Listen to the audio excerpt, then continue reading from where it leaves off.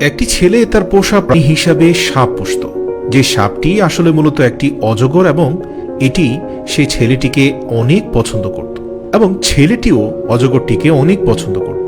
সাপটি ছিল প্রায় 4 মিটার লম্বা। একদিন সাপটি খাওয়া বন্ধ করে দিল। এজন্য ছেলেটি মরিয়া হয়ে উঠল এবং সে তার পছন্দের সকল খাবার এনে অজগরটির সামনে খেতে দিল, কিন্তু একটি খাবারও নিয়ে চেড়েও দেখল না অজগরটি। ছেলেটি তার ভালোবাসার পোষা প্রাণীটিকে অনেক ভালোবাসত। এভাবে না খেয়ে খেয়ে তার সামনে পোষা প্রাণীটি শেষ হয়ে যাচ্ছে তা ছেলেটি সহ্য করতে পারল না। শেষ অবলম্বন হিসাবে সে একটি পশু চিকিৎসকের কাছে অজগরটিকে নিয়ে গেল।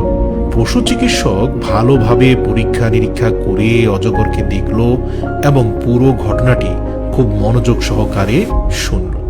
পশু চিকিৎসক এবার ছেলেটিকে প্রশ্ন করল, আচ্ছা ভাই, তোমার অজগর কি রাতের বেলা তোমার সাথেই থাকে? ছেলেটি বলল, হ্যাঁ, সে তো আমাকে ছাড়া ঘুমোতেই পারে না। তখন পশু চিকিৎসক আবার জিজ্ঞেস করল, সে কয়দিন থেকে কোনো খাবার খাচ্ছে না? ছেলেটি বলল, গত 1 সপ্তাহ ধরে পেটে একটি দানা পানিও পড়েনি। আমি অনেক চেষ্টা করেছি, তার পছন্দের খাবারগুলো তার সামনে এনেছি, কিন্তু সে কোনো কিছুই খাচ্ছে না। এবার পশু চিকিৎসক ছেলেটিকে আবার প্রশ্ন করল, আপনি গত 1 সপ্তাহ ধরে তার আচরণের মধ্যে কোনো পরিবর্তন কি লক্ষ্য করছেন? যেমন ধরুন, আপনি বলেছেন সাপটি আপনার সাথে ঘুমায়। তখন ছেলেটি বলল, ও হ্যাঁ, আমার অজগর আমাকে খুবই ভালোবাসে, আর তাই রাতে আমাকে জড়িয়ে না ধরে সে ঘুমোতেই পারে না। ডাক্তার ছেলেটিকে থামিয়ে দিয়ে বললেন, আচ্ছা, সে কি আপনাকে জড়িয়ে ধরে ঘুমায়? ছেলেটি বলল, হ্যাঁ। ডাক্তার জিজ্ঞেস করলো, সে কতদিন থেকে আপনাকে জড়িয়ে ধরে ঘুমায়?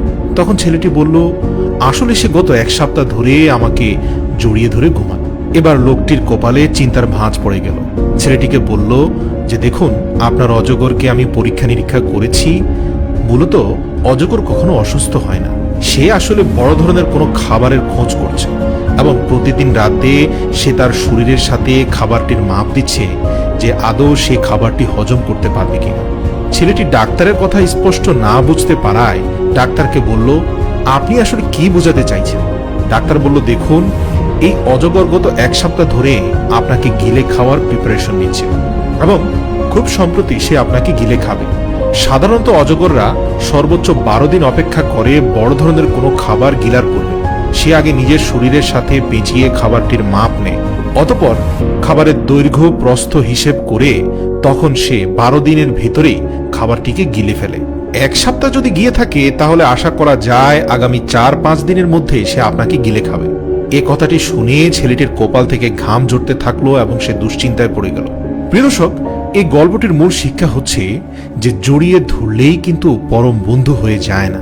পৃথিবীতে এমন অনেক বন্ধু আছে যারা পরম স্নেহের সাথে আলিঙ্গন করে জড়িয়ে ধরে, কিন্তু তাদের উদ্দেশ্য আপনাকে সেভ করা নয়, বরং গিলে খাওয়া। তাই বন্ধু নির্বাচনে সতর্ক হন এবং চোখ কান খোলা রেখে মানুষের সাথে সম্পর্ক গড়ে তুলুন।